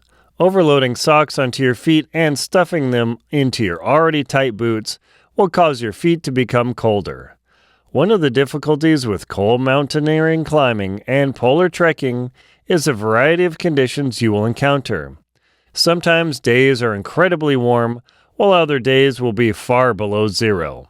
This is especially true on summit or storm days. Testing out your thickest sock combination with the boots you will use on an expedition before you leave is critical. Not only is it important to keep your feet warm, having the proper boot fit will keep your feet protected from injury. If your sock system doesn't work in the entire range of temperatures that you will encounter, you will need to reevaluate your footwear system. It is not uncommon for Kilimanjaro climbers to bring a pair of heavier, warmer summer boots while hiking with lighter, waterproof boots lower on the mountain. Avoid cotton socks. As a general rule, cotton socks are to be avoided in outdoor pursuits. Cotton is quite comfortable for a single day. It's an incredible fiber and has proved its use over the centuries. However, it is arguably the single worst material for keeping your feet warm. Cotton does not wick away water. It stays wet what seems like forever. The structure of the cotton fiber, which makes it initially comfortable, also turns it into a sponge for water. Cotton does not drive away water from heat, your skin, like synthetic and wool fibers can. This makes for unpleasant chilliness. Cotton tends to lose its shape when wet. Once your feet are sweaty, you'll notice that your cotton socks start to stretch and warp. Also, cotton tends to stick to the skin far more than wool or some synthetic fibers. This can cause friction injuries such as blisters and hot spots. Cotton also retains and allows bacteria to grow. Wool is a far better choice at preventing bacterial growth compared to cotton. Avoid cotton clothing in general. Cotton and denim fabrics are generally a poor choice for outdoor pursuits. As with cotton socks, cotton clothing will keep cool in warm jungle environments. However, in cold locations, cotton will become cold once it's soiled. Human skin excretes oils that cotton readily absorbs. Without a washing machine or serious time and effort, cleaning cotton in the field is extremely difficult. Cotton stays wet for far longer than any other fabric. Also, cotton has a tendency to stretch compared to wool and synthetic fabrics. The nature of the cotton fiber is such that it absorbs water and stretches. This stretching actually weakens the fabric. Cotton has little elastic recovery. Once it is stretched out, it tends not to recover. Think of cotton as a sponge for water and treat it as such. Sleep with thick, fresh wool socks. Dedicate a pair of thicker wool socks to your sleeping system. You will want to remove your liner socks and outer socks after a long day of trekking. Putting on a relatively fresh pair of socks will go a long way to keeping your feet warm. By using a specific pair of socks for sleeping, you can spread out the dirtiness as long as possible. At some point during an expedition, your clothes will simply become completely grimy. Without the ability to wash them, this is simply part of the experience. If you have the ability to use a pair of socks only for sleeping, they will stay far cleaner. Because you won't sweat or press oils into them from walking, skiing, or climbing, they'll stay far cleaner and drier than your daily activity socks. Use a double sock system. Instead of wearing a single, thicker sock, consider a two-sock system. Use a quality synthetic or silk inner sock to prevent hot spots and to wick away moisture. Then, add a wool sock as a second layer that's slightly thinner than if you would wear a single sock. This combination will help keep your feet warm, reduce friction, and help fill gaps in your boots. Another advantage of using a double sock system is you can mix and match sock weights depending on conditions. It is far easier to use a few pair of thinner socks to deal with storm conditions or warmer weather. By simply relying on a single heavier sock, you have far less versatility in your kit. Author's note: I use a combination of Right socks and Smart Wool socks. The nice part about the synthetic Right sock is that there are actually two thinner socks woven together as a single sock. This, in essence, gives me a third sock system without having to deal with three socks. This sock combination has served me well on every expedition and major climb I have been on. Use different socks from day to day. Bring more than one pair of socks on any trip. If you're traveling for more than a few weeks, bring 3 pairs of sock systems. Though bringing more socks increases weight, there is a distinct advantage to multiple pairs. It is important to have at least one pair of backup socks should your primary pair be damaged. If your socks are ruined, you will have nothing to protect and warm your feet with. Of all the clothing items beyond your boots, a failure of socks is the most unpleasant experience. By having more than a few pairs of socks, you can give the used pairs time to dry and return them to their normal shape. On a long expedition, number the socks and also mark them L and R for left and right. This will help you keep track of your sock usage. The L and R marks will also help you prevent transferring foot funguses or other ailments from one foot to the other too. Avoid tight socks. Make sure that your socks fit well and they work together as a system. If socks don't fit well or are too tight, they will put pressure on your feet. This pressure will restrict blood flow, causing your feet to become cold. This is the same effect as having too tight a boot. Anything that restricts blood flow to the feet will cause problems. Poorly fitting socks tend to shift around, causing downtime. When you're sitting around struggling with your socks, your body will start to cool down. Once you cool down and your feet become cold, it takes an extraordinary amount of effort to warm up again. Use super gaiters. If you struggle with cold feet, invest in a pair of super gaiters. These specialized gaiters are insulated with synthetic fibers. They hold tightly onto your climbing or ski boots. The extra insulation adds a warmth layer to your feet, reducing the amount of heat conducted to the environment. These are specialty items that are sold by expedition supply companies. These gaiters are difficult to put on boots, as they use a thick, stretchy rubber to stay in place. Once they are added to the boot, though, they can make an incredible difference in foot warmth. For some climbing expeditions, I've used customized insulated gaiters and toe caps to keep my feet warm. The combination worked well climbing Kilimanjaro through the cold, snowy night. My feet stayed perfectly comfortable with these specialty toe caps and custom insulated gaiters. Use screw-on boot insulation. Some Arctic explorers use customized extra thick insulation gaiters screwed onto their boots. These customized gaiters are meant to be screwed on and not removed for the duration of an expedition. They are normally not available in local shops as they are targeted to an extremely small market segment. However, if you find yourself suffering from cold feet, no matter what you do, they're well worth searching out. Want to level up your cold weather camping skills? The Motivated Amateur's Guide to Winter Camping shows you how to prep, camp, and stay alive in serious cold. It's a book I wish I had years ago. Links below or scan the code. Cold management. Use a boiling hot water bottle at night. Prepare every bottle with hot to boiling water for the night. Once you check the bottles for leaks every time, place them into waterproof bags and then slide them into your sleeping bag to keep them warm. As you build up your cache of bottles for the night, your sleeping bag will be pleasantly toasty when you slide into it for the night. If you only place warm bottles in your bag, they will cool down over the night and wake you up. Having cool to cold water bottles in a sleeping bag will guarantee you cold feet and a miserable night. Once the water is boiling in your pot or kettle, immediately transfer it to a bottle. Be careful not to burn yourself. Although it may be sub-zero outside, boiling water will still instantly scald your skin. Use waterproof gloves for the transfer if possible. Be cautious not to burn or melt the gloves on the hot metal or over the flame of the stove. It's easy to have this happen in cold weather.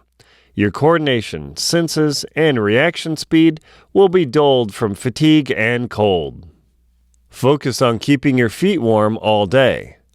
When you are traveling during the day, put every effort into keeping your feet warm. Once your feet chill during normal activities, it likely means your footwear system is inadequate. Sometimes there are cold, stormy days that catch up with you. What you want to make sure is to stay moving, but make sure you're keeping your feet warm if you're stalled for any length of time. Some climbers make the sacrifice of wearing lighter boots that work well when climbing but are inadequate for inactive times. If you're inexperienced, do not be lulled into the temptation of toughing it out. Climbing and trekking expeditions are already difficult enough to put your toes and feet at risk of developing frostbite. Should your toes become so cold that the balls of your feet start feeling cold and achy, your toes are in danger. This freezing cold feeling in the pads and balls of your feet is the feeling that precedes frostnip and later frostbite in the toes. Should you notice a sensation, do everything you can to rectify the situation. Your toes will only be able to sustain this level of cold for a short time before the cells begin freezing and causing potentially irreparable damage. Avoid putting yourself into the situation of the screaming barfies. This is the condition where when your tissues begin to rewarm, the nerves begin sensing again. The reignition of nerve communications can be intense. This sensation is extremely painful and in rare circumstances causes vomiting. If your inadequate gear brings you to this condition, you are taking a substantial risk with your toes and feet. Use chemical foot warmers if necessary, but avoid needing them. It is handy to have a few foot warmers in your gear bag for an emergency. Once the chemical in the pouches contacts oxygen, it begins reacting, generating heat for additional warmth. They can function for several hours and can be useful in an emergency situation. Make sure to test them to fit your boots before striking out. Chemical foot warmers do not work well without oxygen in boots or at high altitudes. Although they are helpful, they are not something to be used as a crutch for inadequate gear. If you plan on needing foot warmers for your entire trip, you are placing yourself and your toes at risk. Should you lose the warmers or they fail from punctures or age, you will have to find a backup plan. As you are likely to be far from a store, consider how you will deal with the situation. It is safer to have a footwear system that keeps your feet warm and functional in the coldest possible conditions you expect to encounter. Avoid contacting the ground while in the tent. Make sure to bring a foam pad on a cold expedition. Although insulated air mattresses can provide a better night's sleep, they can fail. Your goal, once inside your tent, is to retain body heat. It is difficult to warm yourself up in a tent with exercises, especially when a stove is melting snow. By focusing on keeping your body and feet on your foam pad during the tent time, you will reduce how cold your feet become during this inactive part of the trek. Treat the cold ground or ice as a field of lava, something to be avoided at all costs. Although it seems like a child game, it really isn't. Once you become chilled or develop frostbite from a few minutes of contact with the ice, you will have greater problems to deal with than your challenges already facing you on your trek. Do everything you can to keep yourself absolutely off the icy ground, especially in extremely cold temperatures below -40 degrees Fahrenheit or Celsius. Avoid letting your feet touch the ground while sleeping. It only takes the minor placement error during the night to frostbite your heels. Human heels do not have much fat on them. Once your feet shift around or end up on the frozen ground or ice, there is little to prevent them from being cold. The pressure point created by the small area of the heel will completely compress the sleeping bag down, eliminating any insulation. With your heels contacting the compressed sleeping bag and nylon against the ground, your feet will rapidly chill. In the worst case, prolonged contact will result in frostbite on your heels. This has happened to explorers and climbers around the world. Take every effort to make sure your feet cannot shift onto the ground at night. This may mean placing extra items around your sleeping pad if you tend to move around at night. Stand on something during the day. Just as in camp, make every effort to keep your boots from directly contacting the ground if at all possible. This may mean you use your skis, snowshoes, crampons, logs, or anything else to prevent cold conduction. If you're walking across a landscape that is not conducive to using items like skis or snowshoes, be aware that your feet will become chilled. Plan for this eventuality and make the necessary adjustments in your boot and sock choices. Avoid standing directly on the snow or the ground. When you are in a snowy camp, do everything to avoid standing directly on the ground. In cold temperatures, the ground will rapidly draw heat from your feet through your boots and into the ground. Thermal conduction is one of the ways that will cool not only your feet but your boots. Once the soles and shell of your boots are chilled, they will feel like you are walking in boots made out of ice. Although the process of cold conduction happens in the air, direct contact with surfaces will draw heat out of your feet far faster. Even if you stand on the foam sleeping pad, this can make a substantial difference in how warm your feet stay when in camp. Kick your toes on ground to warm them up. Should your feet become chilled, begin kicking your toes on the ground. This swinging and impacting motion will help drive blood back into your feet. Ideally, it's best to avoid needing to do so in the first place. However, sometimes it's not possible to avoid cold feet. By kicking your toes on the ground or ice, the centripetal force generated by the radial motion of your leg will push blood back into constricted capillaries. Also, the muscle contractions to generate this motion will help pump blood and generate a small amount of heat as well. The toe kicking technique is used by the Serious Dog Patrol in Greenland. That is one of the toughest, coldest military posts in the world. They spend months in the unrelenting Arctic winter. When their feet become cold, they kick their toes on the ice to warm them up. Keep feet covered at all times in the tent. Take care to keep your feet covered at all times when you're in the tent at night. If you need to change your socks, place your feet inside the sleeping bag. Although this seems like extra effort, it keeps your feet warm and safe. In extremely cold temperatures, the air will feel like ice water to your skin. It won't take too long before you need to rub your toes to rewarm them. Once cold toes take your attention, you won't be able to do much else until you take care of the problem. By keeping your feet wrapped in insulation the whole time in your tent, you will avoid most of the problems of cold feet. Pre-warm your feet before entering your sleeping bag. Use a spare hot water bottle and place your sock-clad feet around it inside of your sleeping bag to warm them up in a spare moment.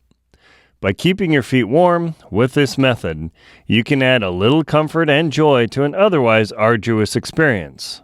Keeping your feet warm is a full-time job. Should they become cold, it takes extra effort to bring them back to a comfortable temperature. Visualize the hottest place you have been and focus on it. Should you find yourself in a situation where your feet are extremely cold, but you're unable to stop, try a series of intense visualizations. Think about the hottest place you've been in your life.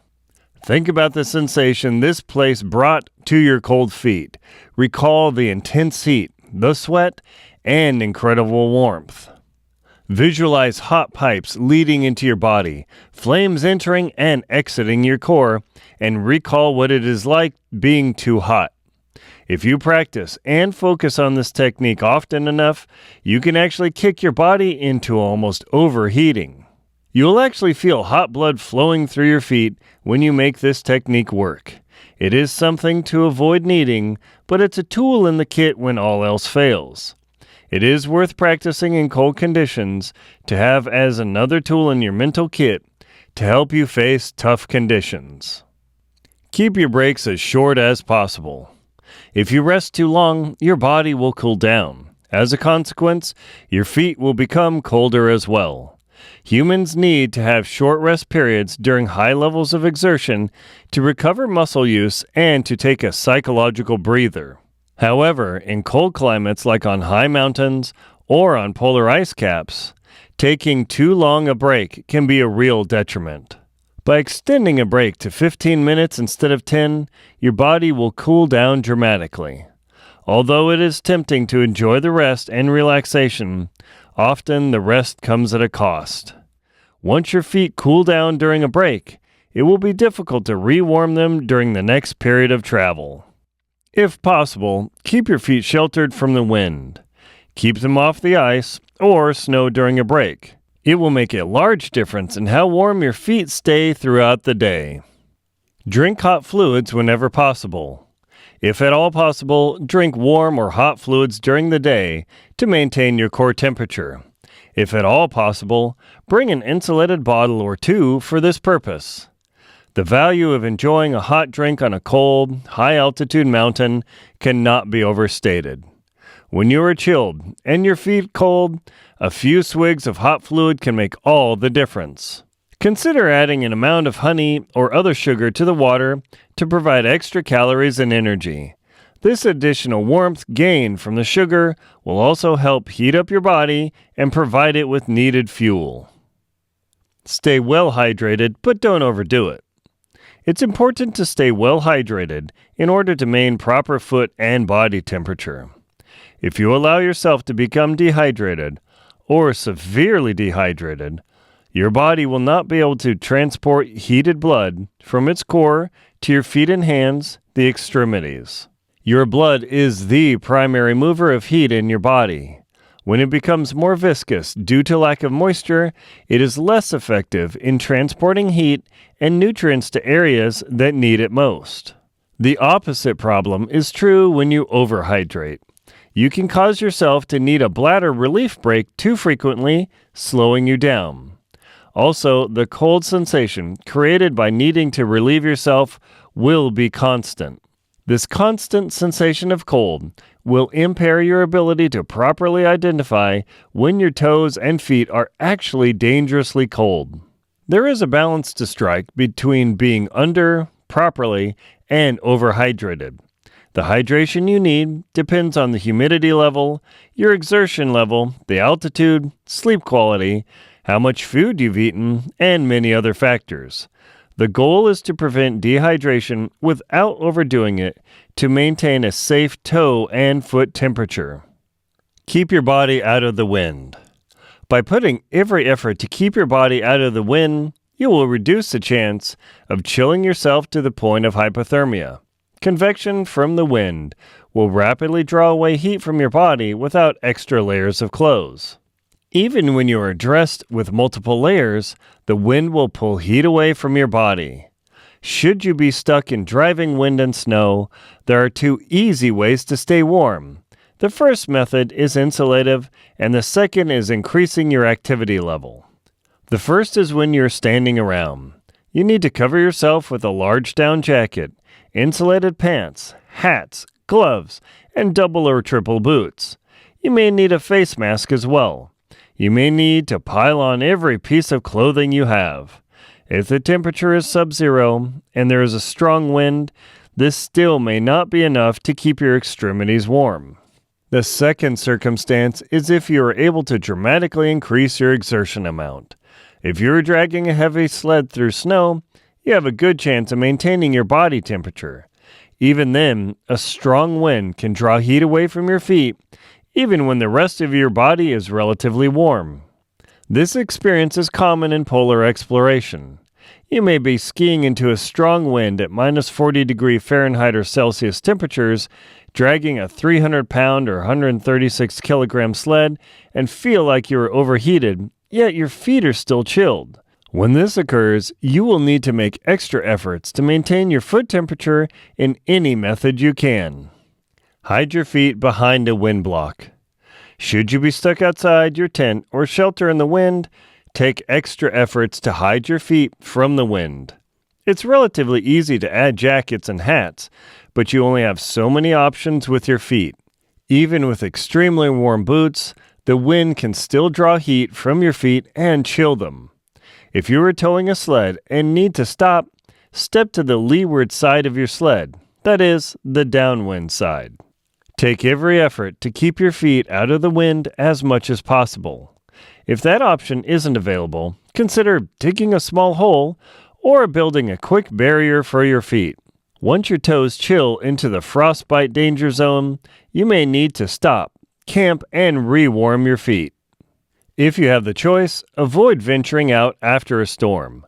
In the winter or in cold locations, temperatures can drop significantly. The energy of the storm will have passed, and the skies may be clear. These cloudless skies will not retain, reflect, or retransmit infrared radiation. Often periods after a storm can be quite windy too. If you have the luxury, consider adjusting your adventure schedule to avoid these periods. Should you be on a longer trip, where you are committed to being outside, prepare for colder temperatures after a storm. Add an extra long underwear layer, add insulated gaiters, and put on an extra hat. Morning preparation. Before venturing out of your shelter in the morning, take some time to prepare yourself and gear. By spending a little extra time and effort, you can make sure your feet start warm. If you start with your feet cold in the morning, it may be impossible to warm them up during the activities of the day. The first priority is to make sure your socks are warm and dry. Make sure they were dried out in your sleeping bag the night before. If your socks are still moist, consider switching to another, drier pair. Place your socks inside of your jacket or in your pants to keep them warm until the last second when you need to decamp. The second priority is to make sure your boot liners are dry and warm. Again, like the socks, place your boot liners in your jacket a half hour or more prior to putting them into your boots. Make sure your liners are warm. This will go a long way to making sure your feet stay comfortable. The third priority is to make sure your boots are as warm as possible. If you have space, add your boots to your jacket as well. Although this may be an awkward setup with all the foot gear inside of your coats, it will make all the difference in how your feet feel when you step outside. If you need to put your socks on early, swap them out inside of your sleeping bag and stuff them right back into your camp booties. Wear the booties until the very last moment when you need to put on your boots to venture outside. The key is to work quickly without injuring yourself or tearing a piece of equipment. The goal is to keep your feet as warm as possible for as long as possible before exiting your shelter. When the balls of your feet are cold, your feet are in trouble. When the balls of your feet start aching from the cold, your toes have likely entered into the danger zone. They are so cold that there is no more sensation. The nerves have begun to freeze. You need to take every effort to safely warm your feet as soon as possible. Once your toes have become too cold, the tissue is in danger of freezing. In the book Adventure Expedition 1, there is an extended discussion in the medical chapter about the methods of rewarming and properly correcting initial stages of frostbite in the field. Conclusion. Maintaining warm feet and toes can be a major ordeal in cold locations. High mountains and polar locations can test even the most seasoned explorer. Many climbers and trekkers have lost toes and fingers due to frostbite for any number of reasons. No matter where you are in the world and what the adventure cost, returning home as you left in one piece is the priority. Often, climbers and trekkers will make sacrifices that make sense at the moment. Perhaps there is the pressure from sponsors or the media, overwhelming their thought process. It's easy to become caught up in the moment. Remember that 20 years from your climb, trip to the polar regions, or other treks into the cold, the pressures of that moment will not be important. They will be a distant memory. Those people adding pressure to you will likely be gone from your life. You will be the only one who has to live with missing body parts, toes, and fingers. Stay warm and safe in your adventures. You've got my full system on how to keep your feet warm. Want more? I've got action-adventure fiction thrillers, expedition survival stories, outdoor guides, and winter camping wisdom. Check out links in the description or in the comments, or scan the code. Stay warm out there.